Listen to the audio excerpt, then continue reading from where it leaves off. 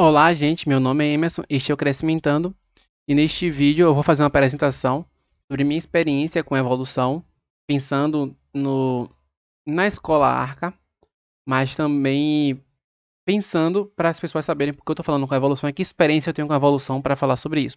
Então, a apresentação bem rapidinha sobre mim.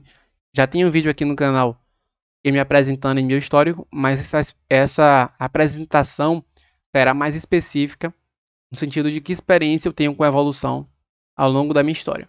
Então, tem meu Lattes e tem meu site que fala um pouquinho sobre mim, mas no meu Lattes, que é o currículo acadêmico meu, durante o mestrado e o doutorado, e que eu passei em primeiro lugar em cada um deles, eu passei por 3 laboratórios. Um laboratório, que é o laboratório do Hilton, é um laboratório de núcleo de etologia e evolução. Eu participei de um laboratório de evolução, se eu não me engano, durante 3 anos mais ou menos. Meu trabalho ele estava relacionado a plasticidade e a evolução de ambientes naturais, embora não fosse focado diretamente na evolução, mas eu tive que estudar um pouquinho de evolução a respeito disso. Eu também, no doutorado, agora estou trabalhando com evolução, com macroevolução, evolução a nível de macroescala, e também já participei do INCT, que é um dos maiores programas e maiores projetos de pesquisa que a gente tem aqui no Brasil, no sentido de desenvolver pesquisas como um todo. Então, a ideia desse estudo ou desse projeto geral é um estudo interdisciplinar e transdisciplinar em ecologia e evolução. E além de eu ter participado de cursos, eu também participei desse projeto que vai discutir muito sobre a evolução, vai ter encontros, vai ter reuniões, vai ter coisas bem interessantes para desenvolver minha habilidade com a evolução ao longo do processo. Além disso, meu doutorado e mestrado que eu fiz, disciplinas também, é muito focado em evolução. Tem muito trabalho sobre evolução e a relação da evolução com a ecologia em específico. E aqui eu tenho 3 artigos publicados, sendo que um está associado à evolução, que foi meu último artigo de 2018. Acho que nem é o último, mas é um que eu publiquei em 2018. Eu ia falar um pouquinho sobre as 4 questões de Timbergen, e uma dessas questões é sobre evolução. Eu também queria um livro que é chamado Darwin, o Criacionista. Na verdade, o criacionista é no sentido não de dizer que Darwin ele defende o criacionismo. Isso é muito discutido. Mas a ideia é que Darwin estava descrevendo o modo pelo qual Deus criou a natureza, que foi a evolução.